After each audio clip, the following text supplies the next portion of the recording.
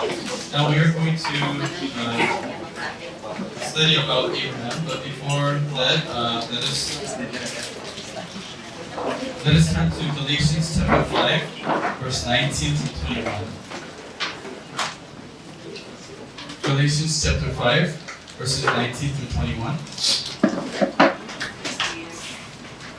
Now the deeds of the flesh are evident, which are immorality, impurity, sensuality, idolatry, sorcery, enmities, strife, jealousy, outbursts of anger, disputes, dissensions, factions, envying, drunkenness, carousing, and things like these, of which I forewarn you, just as I have forewarned you, that those who practice such things will not inherit the kingdom of God. But those who become children of Abraham will inherit the kingdom of God. Amen. So we need to be born again. We need to. Jesus said to Nicodemus in John chapter 3, you will not be able to see the kingdom of God. You cannot even see the kingdom of God. Let alone enter into the kingdom of God if you are not born again. And so we need to be born again into new identities. And that's what's happening to Abraham's life. And so Abraham, let us turn to Acts chapter 7, verse 1. Acts chapter 7, verse 1.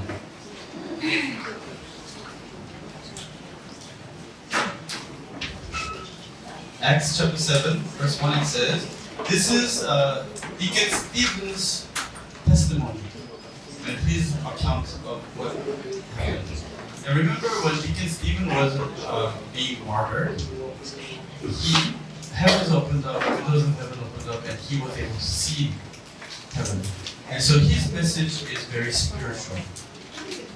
Some people say, his facts are different from the Old Testament facts. But he is speaking from God's spiritual perspective. And so we need to learn to read it from God's spiritual perspective. And so, verse 1, it says, the high priest said, are these things so? And he said, hear me, brethren and fathers. The God of glory appeared to our father Abraham when he was in Mesopotamia, before he lived in Haran. And he said to him, leave your country and your relatives and come into the land that I will show you. Then he left the land of Chaldeans and settled in Haran. From there, after his father died, God had him move to this country in which you are now living. So, let us think about Abraham's journey.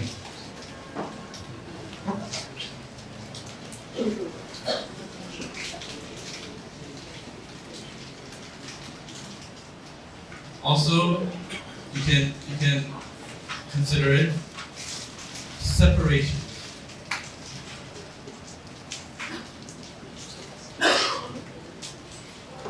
Abraham's separation. In order for us to be born again, in order for us to follow Jesus Christ, what we read in Galatians chapter 5, all those things we need to sever, we need to cut off, we need to separate. In Genesis chapter 1, when God was doing the work of creation, it was a work of separating. God created light and darkness were separated. God created the expanse, the waters above and waters below separated. And then on the third day, God separated the waters from the land. And so God's work is separation. And that separation needs to take place in our life in order for us to become holy. Because the word holiness means consecrated, set apart. And so when God requires of us to separate, now don't say this to your wife saying, I need to separate from you because God is That's not the kind of separation we're talking about. Separation from our sinfulness, from our sinful past. Separation from from the lust and the darkness of my heart. We need to cut it out. And so the word berit means berit is covenant, right? Covenant, but the word berit means to cut off. Just like in circumcision, you cut off the foreskin, cut off and let the dead blood out. We need to cut off, spiritually be circumcised, cut off our old self, cut off our old sinfulness. That way, we can stand before Him. And so, through Abraham's journey and separations, may we also learn how to come closer and closer to God and become children of faith. So first, in today's passage, Acts chapter 7, verses 1 through 3, God said there were 4 or 5 separations in Abraham's journey. First is leave what? Leave your country and relatives.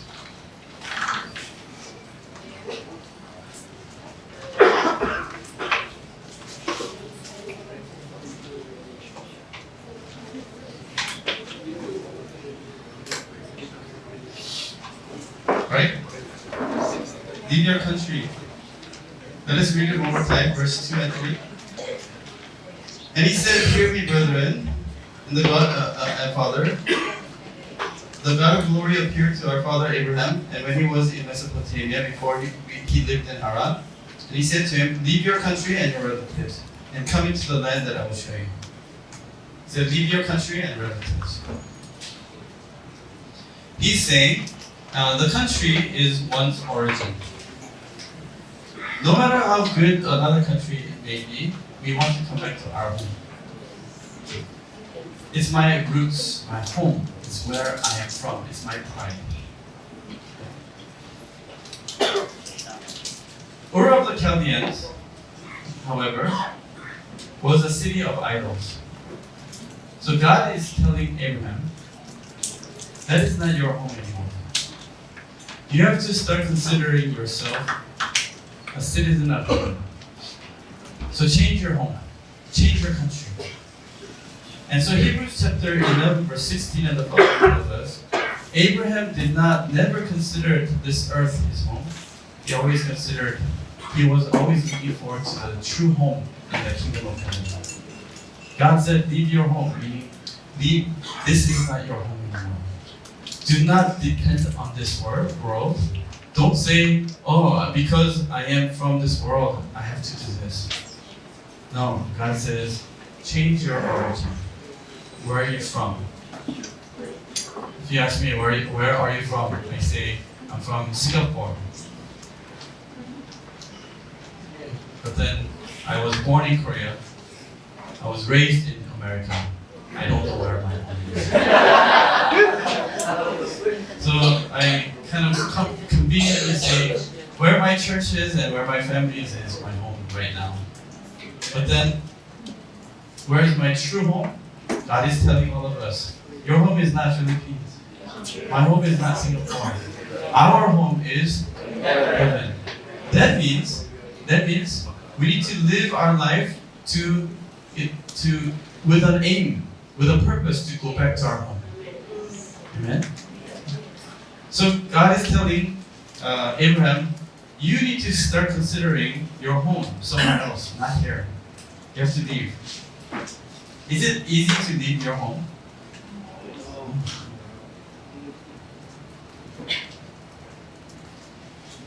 You have to pack up. You have to cut off a lot of things. And to go to another place and settle down, it's very complicated. But God is saying, move all your everything, all your data, all your information, all your hopes to the kingdom of heaven.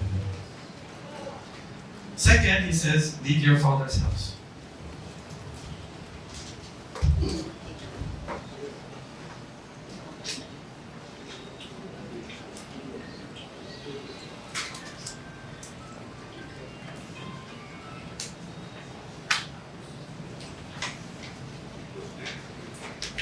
Now, this was in Acts chapter 7.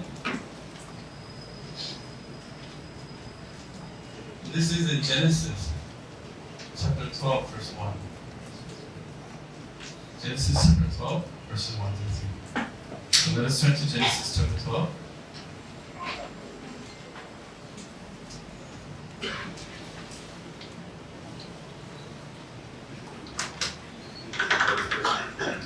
Now the Lord said to Abram, "Go forth from your country and from your relatives and from your father's house to the land which I will show you."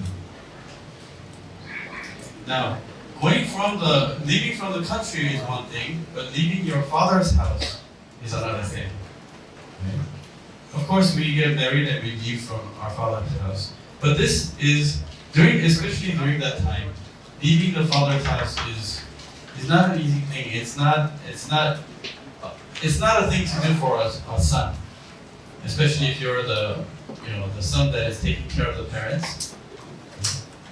To leave your old father behind and go forth is not an easy thing. But again, God is telling him, change your father. Who's your father now? God is saying, I am your father. Leave your old father. I'm not telling you to leave your parents. But do not put your hopes in your physical parents. We are to love them. But whose seed do you have now? We learned yesterday. We have the seed of Jesus Christ. Who is our Father?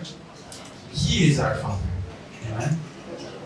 And so we have to say, sometimes we say, oh, because I'm Korean, because my dad is like that, because my parents brought me up like that, I have to do this, or I'm like that. That's no excuse. We say, now we have to say, because I am, my dad is God, Jesus, I have to love. Because my father is God, our Father,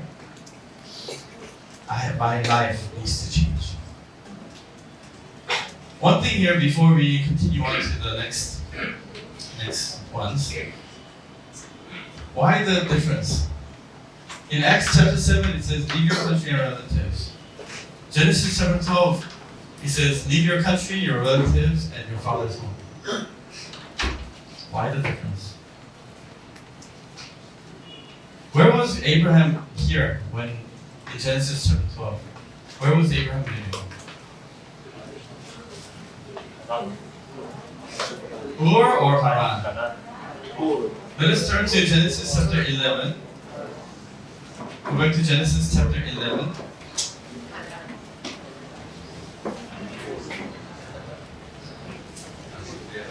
Verse 31. Genesis chapter 11, verse 31. Terah took Abraham his son and Lot the son of Haran, his grandson, and Sarai his daughter-in-law, and his son's wife, his son Abraham's wife, and they went out together from Ur of the Chaldeans in order to enter the land of Canaan, and they went as far as Haran and settled there. The days of Terah were 205 years, and Terah died in Haran. Now, chapter 12, verse 1. Now the Lord said to Abraham, go forth from your country and from your relatives and from your father's house. Now, where was Abraham? Haran, for sure, right? Let's go back to Acts chapter 7 now. Acts chapter 7, verse 1. The high priest said, are these things so? Verse 2, and he said, hear me, brethren and fathers. The God of glory appeared to our father Abraham when he was in Mesopotamia, which is Ur of the Chaldeans. Okay? Where he was in Mesopotamia before he lived in Haran. Yeah? So, here Abraham was, when God first called, leave your country and relatives, where was Abraham? Ur of the Chaldeans, Mesopotamia. And then, second time, when God said, Abraham, leave your country, your relatives, and your father's house, where was Abraham? Haran. So these are two different callings. When God first called, He said, leave your country and relatives. And so, Terah, he did not leave father. Terah, Abraham's wife, Lot, they went together to Haran. But what were they doing in Haran? What were they doing? Haran was like a very big, wealthy, convenient place to live, like Singapore. So let's say I'm supposed to go to Afghanistan from here. Stop by Singapore. God says, Sam, go to Afghanistan. I start, okay, I go. Stop by Singapore. It's so nice. So convenient. And so I stay there. But not only the convenience, but who was there from the previous study? Who was there? We're assuming Noah, Shem, Arpachshad, Shelah, Eber already moved over there, right? Right? I'm hoping that Abraham met Noah over there in Haran. Because they moved earlier before. Abraham stayed back with his father, making idols, right? But somehow, together they went over there. And I'm thinking, he met his relatives there. What's the proof? Even here in Haran, God says, leave your relatives. Right? He said, leave your relatives because the relatives were there.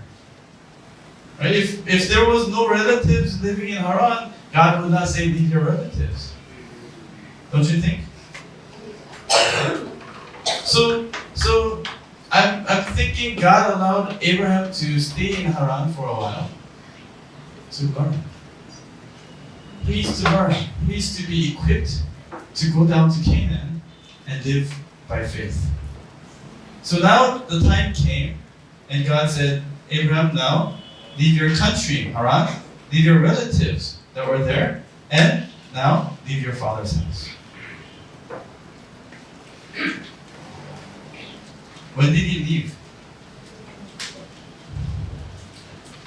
Coming back to Genesis chapter 12.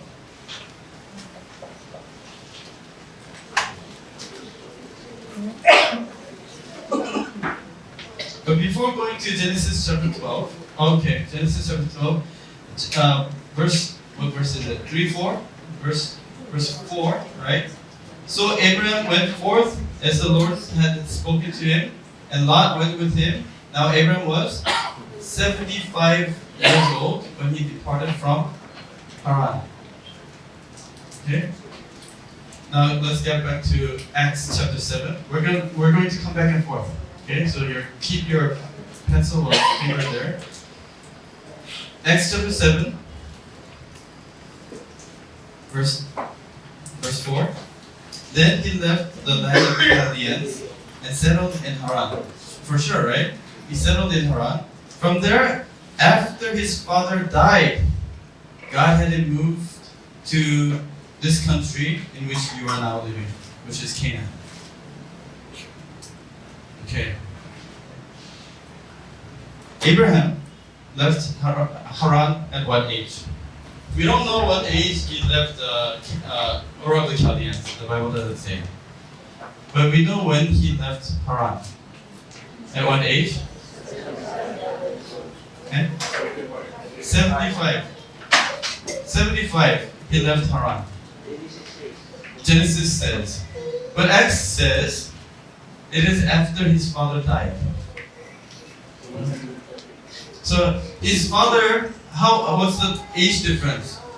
Terah had Abraham at 70, right? So how old is that? 145. Did Terah die at 145? Let us turn to Genesis chapter 11. Genesis chapter 11 verse 32. The days of Terah were 205 years. Terah died in Haran.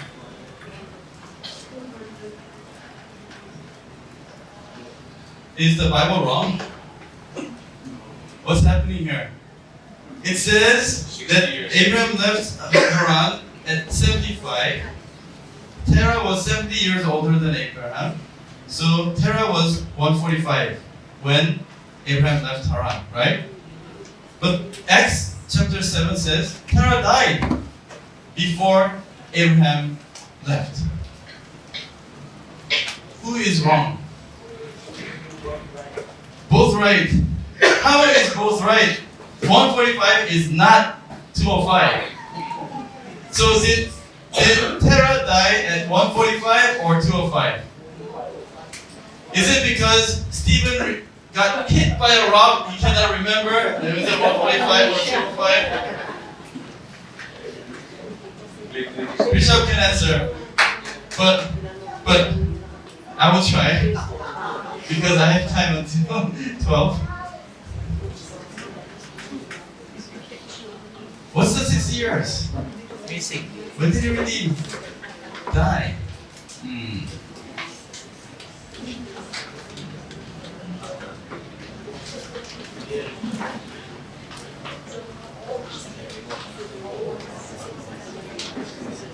But we did, remember I wrote down, we did the calculation. Terah died at 205. Genesis is correct. Then, what is this? Did he really die or not?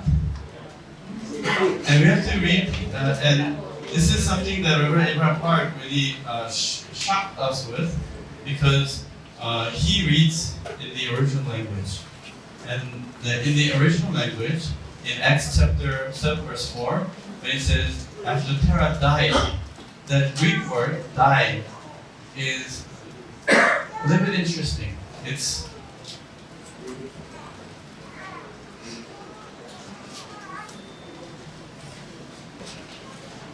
apostnesko. Apostnesko is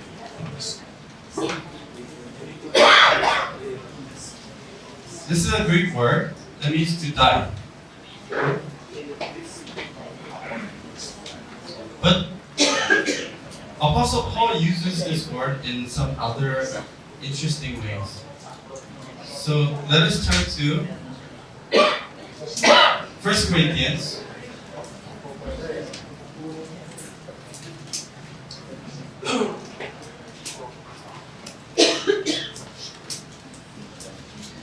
Corinthians chapter 15 verse 31.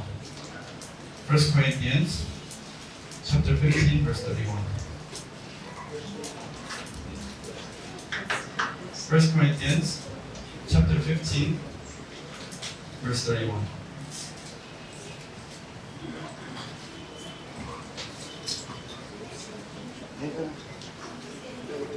First Corinthians 15:31. 15:31. This is where Apostle Paul uses the same word, apostnesko. I affirm, brethren, by the boasting in you, which I have in Christ Jesus our Lord, I die daily. What kind of dying is Apostle Paul speaking about? Does he really commit suicide every day? I die daily meaning my old self dies. I die in sin, right? Another passage, Romans chapter 7 verse 6. Romans chapter 7 verse 6. Chapter 7 verse 6. But now we have been released from the law, having died to that by which we are bound. Does that mean he literally died? So that we serve in newness of the Spirit and not in oldness of the letter. So this is being born again. Okay? Apostle Paul is talking about dying in my old self. Okay? So when it says, Abraham left his father after his father apostnesko.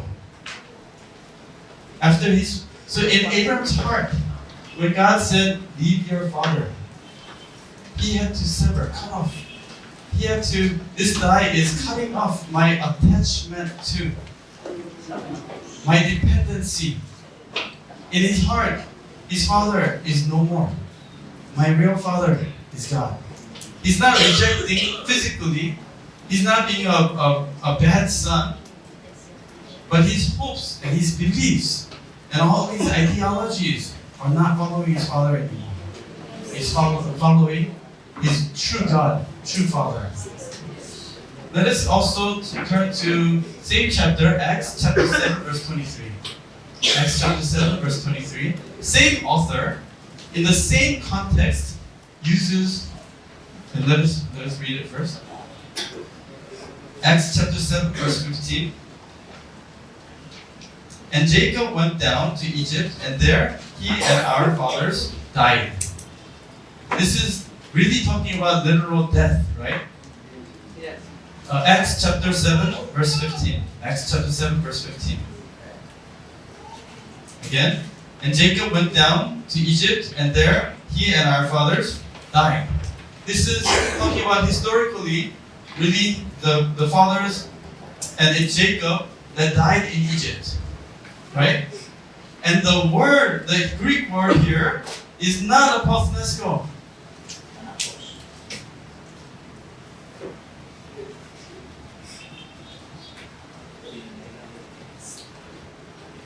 It's telutao.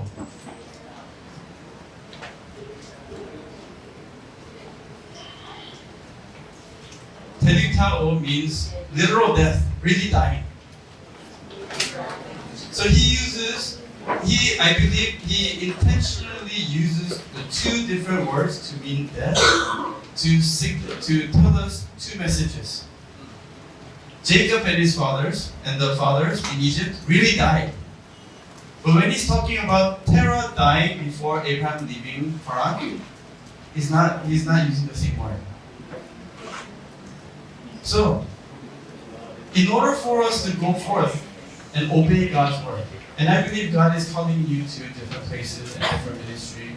God is calling you to different kind of obedience.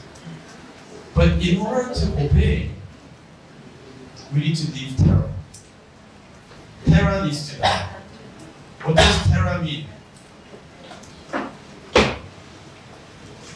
Terror means to delay. Hold back. Terror means to delay. In Haran, probably Abraham was probably not able to easily leave because of his father. His father probably said, "Hey, you obeyed. You left Ur of the Chaldeans. You're doing well. You're living a life of faith now. What's wrong? Why do you have to go? Why do you have to do that extra work?" We all have terror in our life. Not necessarily our father, our dad, but somebody or something in my heart that is holding me back from going forth to obey God's word. We need to go and obey and do God's work. But something is holding me back. What is that? That is your terror. And that needs to apothnesko. I need to die of that sin. I need to die. God says, you need to love this person. But this person is my enemy. This person always talks bad about me. But God says, you need to love this person.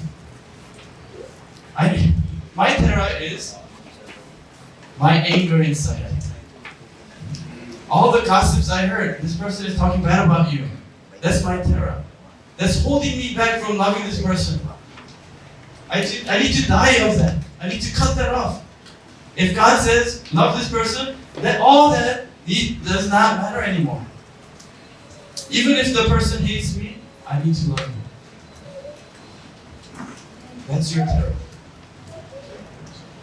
I pray that even if you forget everything you learned this time, may we learn to cut off our terror. May we learn to die in our own stubbornness die of our sins, our strife, our hatred, so that we can go forth, be free in loving God and obeying God, and going to where God tells us to go. Amen? Amen. So the next command for Abraham to leave,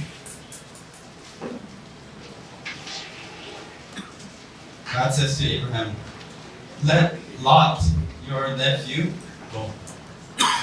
Lot was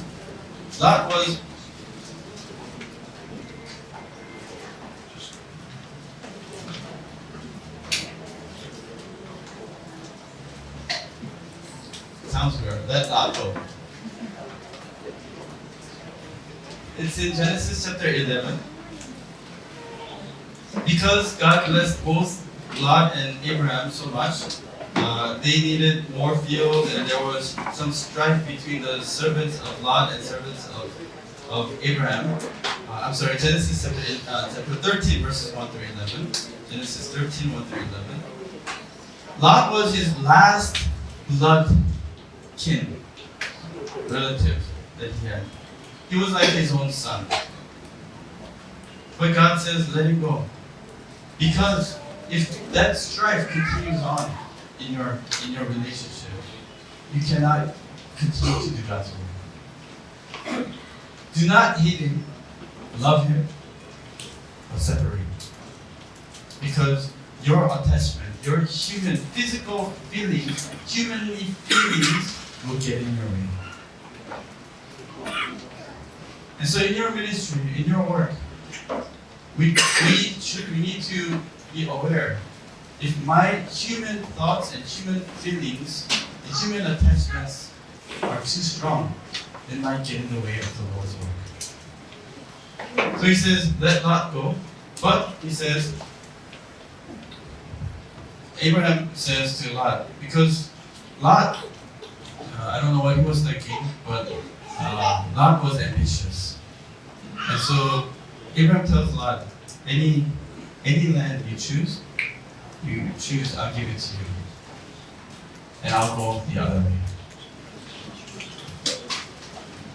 Would you be able to do that? Give your nephew the first choice. I would have said, hey, I am older, and I provided for you all this time. So I choose the good land, and you go. Because this trouble is caused by your servants. You be responsible, you go. Right? I would say that. But Abraham was a man who really believed in God. No matter what he chooses, he believes God will bless him. And so he says, Lot, you choose. So Lot chooses a land that feels like the Garden of Eden. Sodom. Sodom was a land overflowing with blessings back then. Right? Prosperity. And so Lot chooses that place. But God says, after Lot chooses the best place, God says to Abraham, Abraham, look around. All around. That's all yours. So please believe that when God is with you, look around. All is yours. Go outside later and look around. All is yours. Amen. That means you need to evangelize all of them. I heard that GCF is praying to move to a bigger place. I believe that God will provide for that, and God will fill that place, and all around is yours. Amen? It becomes yours if you believe it and say amen. But if you say, I don't know, then God says forget it. So amen? Amen. Next, he says, send away the woman and her son. Genesis 21, 8 through 21.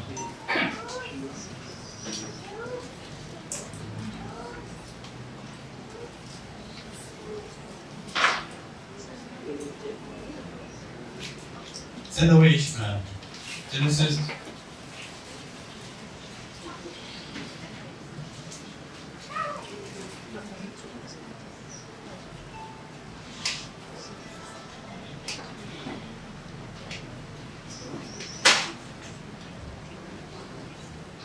send away Ishmael.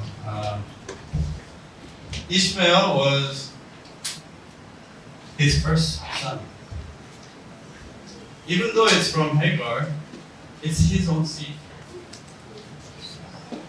And he believed until Isaac was born, until he was 99 years old.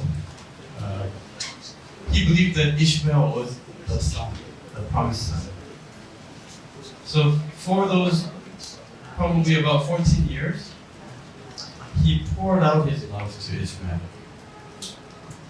Can you imagine you had only one son, and he's 14 years old, and now you have to send him away. Never see him again. Can anybody do that? He's your son. He's your son that you loved, you believed. But God is that's a result of your disbelief. You have to accept and repent. You have to let go of your mistake. We all have Ishmaels. We all have a result and fruit of our disobedience. Result of, I'm not telling you to send your children away, okay? Okay, don't go home and say, son, I gotta let you go. Don't do that. I'm talking about our mistakes, our sinfulness. The result. We need to accept the fact that I made a mistake. I disbelieved. And as a result, I have to face the consequences. God says in Romans chapter 9, my covenanted son is from Sarah, not from Hagar. The past mistakes, don't let that dwell and get in the way of God's work in our life. We have to let go. Even though it feels like severing and carving out my own flesh and throwing it away, we need to do that. All the bad habits we attain, all the bad things, all the wrong things that we have started to do, when God says, that's not my will, we have to stop. We have to learn to give it up. We have to learn to say, okay, it's going to hurt, but I'm going to stop. Whether it is drinking problem, smoking problem, drug problem, I don't know what it is. It may not be so severe, little sins that we commit, but nobody knows. God says, that's your Ishmael. We thought that was okay. It's not okay. Cut it off. It will hurt you. It's not going to be easy. He says, cut it off. Let it go.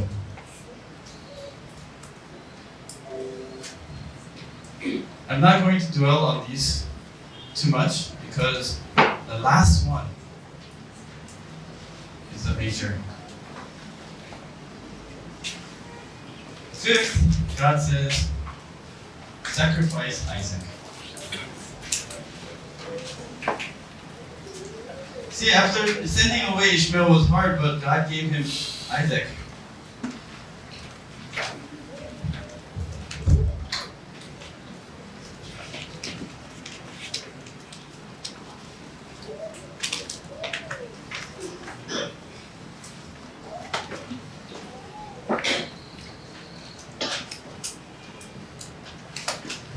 So Isaac was the son of the covenant that God gave him.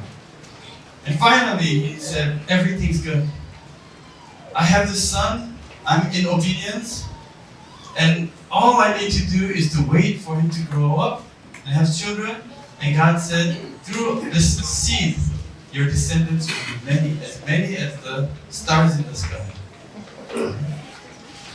So this is a blessing. All the problems in the past, leaving father, leaving relatives, country, let Lot go, and Ishmael even, I did all that.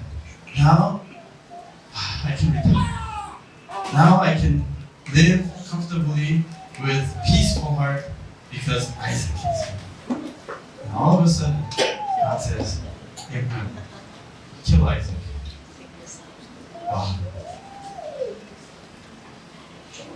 when he thought all the difficulties, all the hardships passed, the greatest of all was waiting. And this adjusted Abraham's faith. Abraham did not obey the first time about his son. This time God is saying, do you really believe that this is a sign of faith? Do you really believe that this is not your son? God is saying, this is my son. And another thing, God is checking with Abraham. Do you love him more or do you love me more? Man, God is mean. He makes you wait for that son all your life. And finally he gives in. And you're starting to love this boy. And God says, do you love him or do you love me? Wow. It's not easy. Not easy to love God. That's how much God tests us to see, to make sure that our faith is real. When he comes back, Jesus said in Luke chapter 18, verse 8, he says, Will I find faith? Will I be able to find faith? If Jesus comes back today to this place, will Jesus find real faith amongst us? Is it just religion, practice? Is it just, a title, pastor, bishop, elder? My entire life, I was born into Christian family. I grew up, so I know how to be a Christian. I know how to preach. I know how to do Sunday service. Is that really faith? Just because I know how to be a Christian, does that mean I really have faith? We need to check. Second Corinthians chapter 13, verse 5 tells us, examine your faith. So God is allowing Abraham to examine his faith. Up until now, he was growing in faith, little by little. God was taking Abraham through this journey. And we did not get into the details of this journey, but he went to different parts and different events and incidents. Remember, he goes to Egypt. He goes and has a deal with Pharaoh and so on. All these, God is allowing Abraham's faith to grow and grow and grow. And when God sees he has faith, God is testing his faith. Genesis chapter 20, was it 21? Genesis chapter 22, verse 1.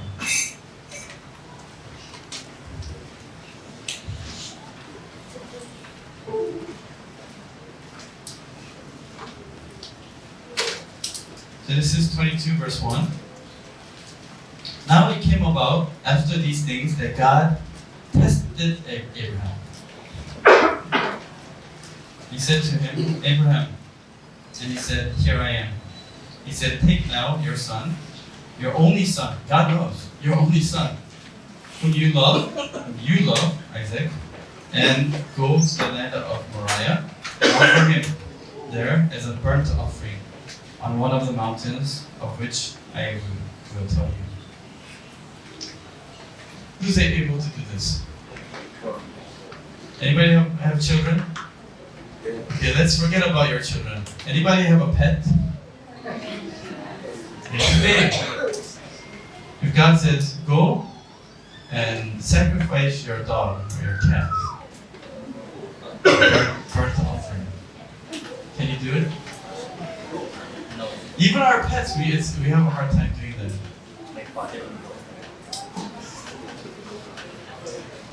Can you go home and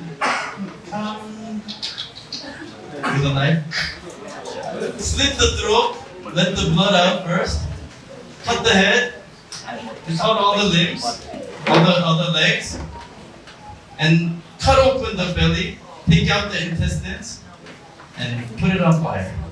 Very simple. Can you do that? Imagine doing that to your son. Just thinking about it makes us want to cry.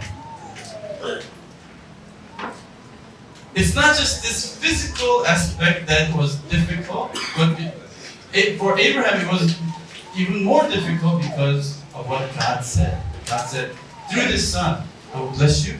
Through this son, I will give you descendants as many as the stars in the sky. Isaac at this time was not married yet. He did not have any children. If he had a grandchild, he can kill the son and hope the grandchild will continue on. But no son. So, is God, what's going on, God? God, you're saying two things with one mouth. You said you will bless me through the son. Now you're telling me to kill him. Which one is right? I want to obey you, but which one do I obey? Which one? God, tell me. Sometimes it feels like God is tearing me apart. Sometimes it feels like God is telling me two different things. God is asking Abraham, can you still believe? Can you still believe that my word is true? Wow, amazing. Number one, physically it's just impossible to kill my own son. Number two, even if I just wanted to believe and follow, which one? And it was in a dream. And sometimes I can just forget about that bad dream and just continue on. But next verse, Abraham wakes up early in the morning, meaning he was ready to obey. And he walks 3 days. 3 days is a time of testing. Time of testing. Jesus died and rose up in 3 days. Jesus said, in 3 days I will go up to the cross. 3 days is very important. God told Moses to tell Pharaoh, 3 days we'll walk out into the wilderness. 3 days is a time to get away from Satan. And so 3 days Abraham walked. If I were Abraham, after 1 day, should I turn back? Was I too drunk? Was I dreaming weird things? Is it my thinking? It cannot be. Turn back. Or after 2 days, turn back. My heart, my mind, my faith will shake around. But Abraham went forth.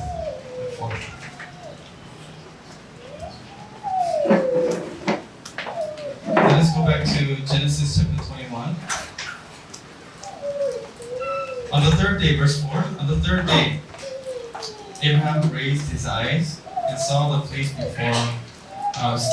from a distance. Abraham said to his young men, stay here with the donkey, and I and the lad will go over there, and we will worship and return to you. In the Hebrew language, he says, we will worship and we will return. Do you get this? Two people are going to go up, and how many people will come down? If he kills Isaac, one comes down. But he says, we will go up, two will go up, and we will come down. Wow, is that faith? Or is he lying to the servants? So, verse 6, Abraham took the wood of the burnt offering and laid it on, verse 5. We will return to you. So, verse 6, Abraham took the wood of the burnt offering and laid it on his son Isaac, and took in his hand the fire and the knife. See, the wood on Isaac's shoulder, walking up the hill. Can you imagine somebody else? Do you remember somebody else doing that? Jesus carrying the wood up the hill. And two of them walked on together. Isaac spoke to Abraham, his father. Try to imagine yourself in Abraham's shoes here. And said, my father. And he said, here I am, my son. And he said, behold, the fire and the wood, but where is the lamb for the burnt offering? What are you going to say? It's you. Abraham was probably crying, weeping inside. But he said, God will provide. The word provide, provideo, to see ahead. God will prepare ahead of the time. But in the original language, this verse is translated, God will see, in the future, God will see to himself the lamb for the burnt offering. Meaning, God himself will be the lamb. So they walked on together. They came to the place, and he built the altar there and arranged the wood. Abraham stretched out his hand and took the knife to slay his son. Now, burnt offering is this. Burnt offering, you have to cut into 6 parts. First, you slit the throat and let the blood out. Cut the head, and one piece. All 4 limbs. Okay? So 1, 2, 3, 4, 5, and the 6 pieces. And then you have to cut open or pierce and take out all the intestines, all the blood and all the water, and then burn it. Abraham was about to do that.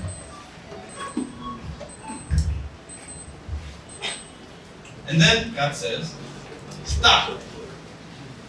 Did Abraham know that God would say stop? No. That's why it's faith. Do not stretch out your hand against the lad. Do nothing to him. For I know that you fear God. That fear is reference as faith. Now I know that you love me. Since you have not withheld your son, your only son. Why is this important? Verse 13, then Abraham raised his eyes and looked, behold, behind him, a ram caught in the thicket by his horn. Ram is a lamb, like sheep, right? Male sheep. Caught in the thickets of thorns and thistles. When Jesus died on the cross, Jesus is the lamb, the male lamb that is sent to us to die for us. When he died on the cross, on his head was the crown of thorns, representing the thickets, the thorns and thistles that the ground produced because of our sins. He takes upon his own head the curse that is given to us because of our sin.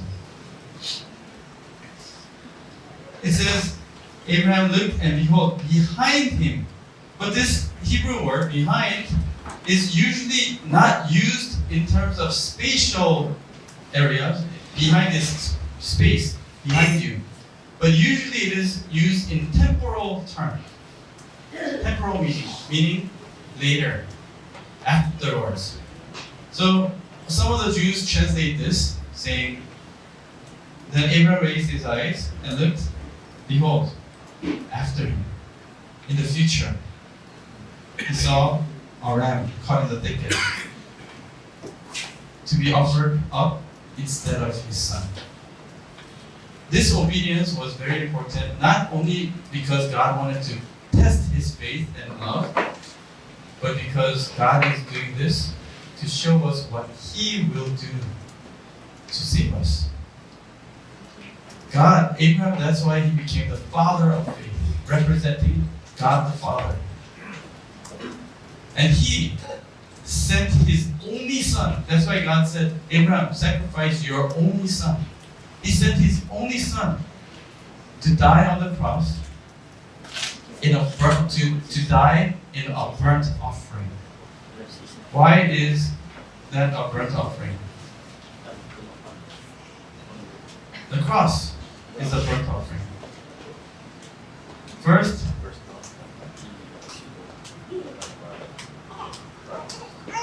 Jesus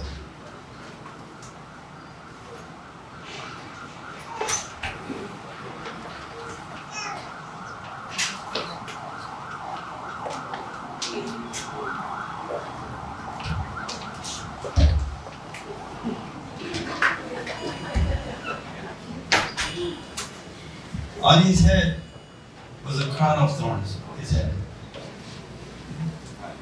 Both of his hands, both of his feet, 1, 2, 3, 4. And he was pierced on the side. 6 places. 6 places. He was struck. Right? And why is it a burnt offering? Because usually the crucifixion was invented by the Romans to be the most cruel way of killing somebody. And when they hang, Jesus died on that day because he was beaten so much and he bled so much. But usually when they, after hanging the person, they're not supposed to die immediately. Usually they last about 3 days to a week or even more on the cross. No shadow, sun glaring, scorching heat, okay? And like ravens coming to peck at you, right? You're burning on this thing. You're hanging down, and because you're hanging with you don't have much strength, you're hanging and it will choke you, right? But if it chokes you, you will die. So they put a little platform underneath so you can push, breathe, but you don't have much strength in the leg, so you hang. For about 3 days to a week. While doing that, the sun will heat them up. Usually the reason why they die is because their organs boil inside and they burst. They die of burning. This is a burnt offering. God showed us that He was going to send His only begotten Son to die in this burnt offering. This is the altar of burnt offering. When we learn about the tabernacle, I saw the Ark of the Covenant in behind here. When we learn about the tabernacle, the altar of burnt offering represents the cross. So how did Abraham overcome?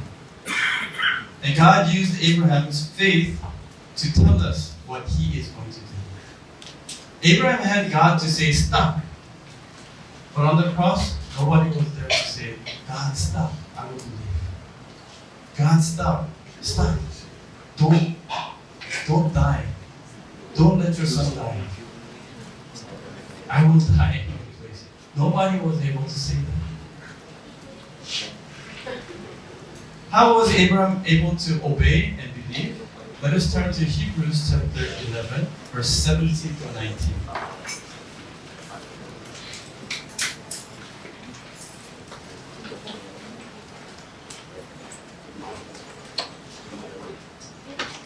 Hebrews chapter 11, verse 17. By faith, Abraham, when he was tested, offered up Isaac. And he who had received the promises was offering up his only begotten son. It was he to whom it was said, in Isaac your descendants shall be called. He considered that God is able to raise people even from the dead, from which he also received him back as a type. It says, when God told him to sacrifice Isaac, it was God who said, in Isaac your descendants shall be called. But verse 19, he considered that God is able to raise people even from the dead. Meaning,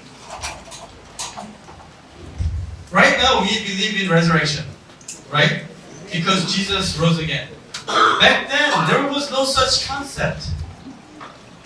But what Abraham believed is God is greater than life and death. Death cannot stop God's will.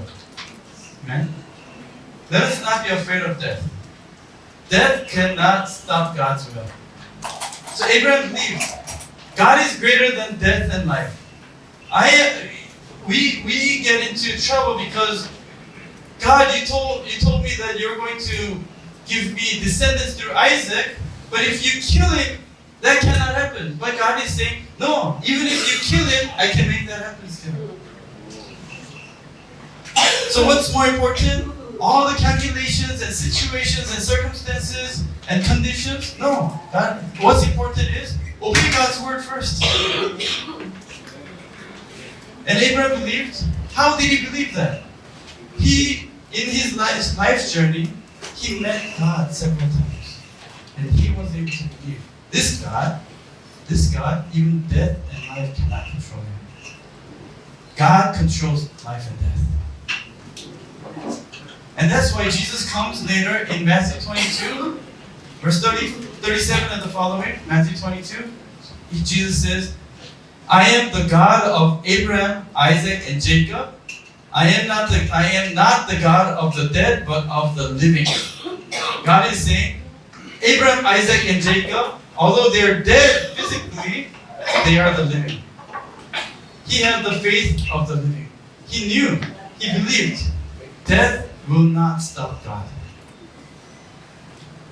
Where did he receive that faith? Where did he find that faith?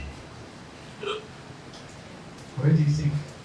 When did Abraham meet God?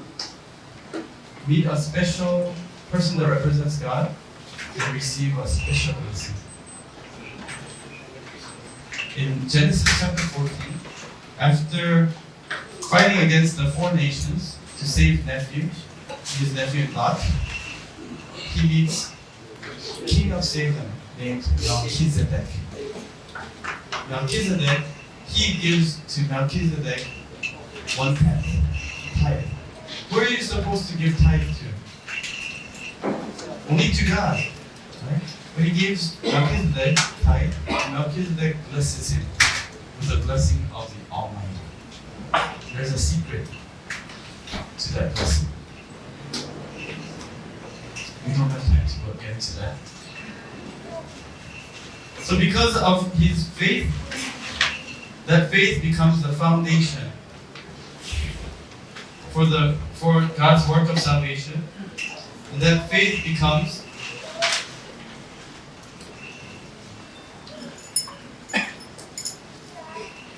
the foundation for the temple of God.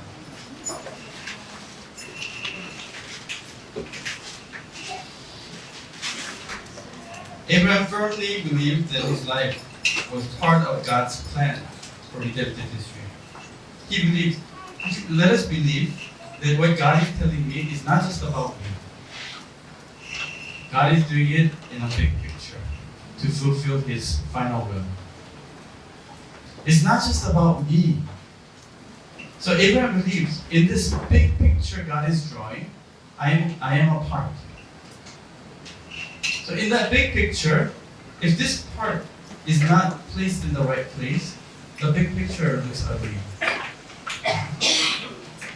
Please believe that you are also a part of God's great history of redemption. And whether it is convenient or not, whether it is easy or not, if I believe and obey, God's redemptive history will continue on through us. But if not, God will have to take out that piece, replace it with somebody else who will obey. Abraham was able to believe, and he could really overcome his fear and his human thinking because he believed. This is part of God's great plan of bringing his son, the promised seed, to this earth. So whether it's fun or not, whether I die or not, I have to follow because I am part of his plan. Amen? And even if we die doing God's work, this earth is only temporary. Only temporary.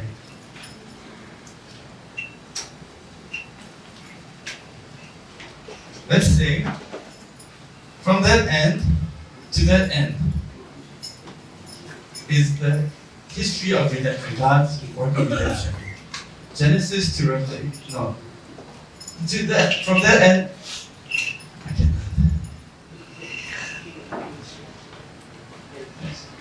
Let's say that's God's time. Our time on earth, from Genesis to Revelation, is here. From here to here. Do you understand? We get so caught up. We get happy, we get sad, we get upset about this time here. Right here. That's our lifetime here. But God is preparing us for the whole thing. We don't see the whole eternity. And we're so, God, I gotta have this body, I gotta have this, or this little thing. That's your life here on this earth. Whether it becomes this short, a bit shorter, or this longer, it does not matter. The real thing is endless. We're investing in this life for the endless time. Abraham was able to see that. That's why he was able to wait. And let us read one more passage before we finish. And I'll let you go have your lunch. 2 Chronicles.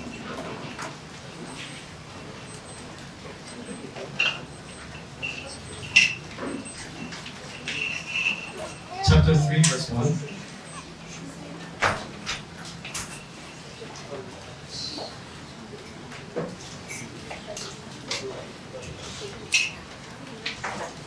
Second Chronicles chapter 3, verse 1, it says, Then Solomon began to build the house of the Lord in Jerusalem on Mount Moriah, where the Lord had appeared to his father David at the place where David had prepared on the threshing floor of Ornan the Jebusite. Where is this place, Moriah? The temple of God, which represents the kingdom of God. Okay. David did not know. David didn't know. But when God was telling David to repent, he brought him to this place called, that was a threshing floor of Ornan. And God said, you have to repent here. So David repented there. Later found out that was where Abraham sacrificed Isaac. Only God remembered. Only God remembered where that site was. And later, God said, Solomon built the temple. That is where the temple of Jerusalem stands. I heard a little story about Bishop Winsor's discovering or finding the land for the new church. It's a place where he started ministry in the old days. He did not know God led him to the same place. But that place, in order for the church to stand, in order for the temple of God to stand, there has to be a foundation of Abraham's faith. And then there has to be a foundation of David's repentance. I believe that God will bless this church when all the members can give up Isaac, can give up Terah, set up the foundation, prove to God they love Him, and come to repentance. Corporate repentance, just like David. And God will make that eternal foundation for a beautiful temple, beautiful sanctuary. And so that place became where the temple stands. As I mentioned on the first day yesterday in the introduction, what God wants is the kingdom on this earth. In order for the kingdom to come, there has to be faith. Father's faith, here in sacrificing Isaac, Father Abraham's faith, and the son's faith came together. Isaac could have run away. Isaac was probably stronger than Grandpa Abraham. But even when Isaac found out he was a sacrifice, he was obedient. Father's faith and son's obedience. Just like Jesus on the cross.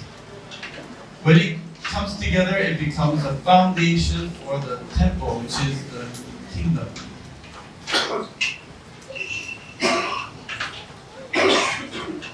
And in Hebrew,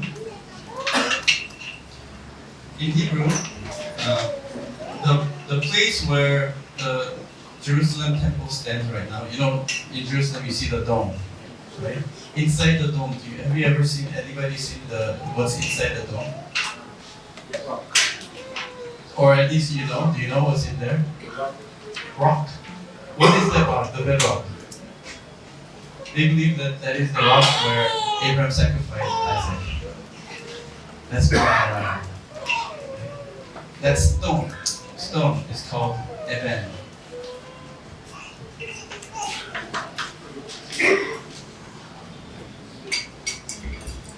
Eben, okay, is the word for stone. We know Jesus is the rock, stone, right? We say Eben Ezer, God, the stone of rock of help, right? In Samuel, right? That Eben is here. This rock is a combination of two words.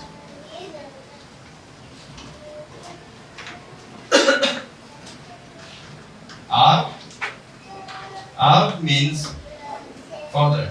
Okay? Ab means father. It means father because Aleph here, it comes from the image of an ox head. The chief, the head, the leader. Okay? Beit, it comes from the word bait. This is an image of a tent. It means house. So head of the house, head of the household is father. Okay? Plus Bain. Bain means son. We know Beit is house. What's this? What does this look like? This comes from from this.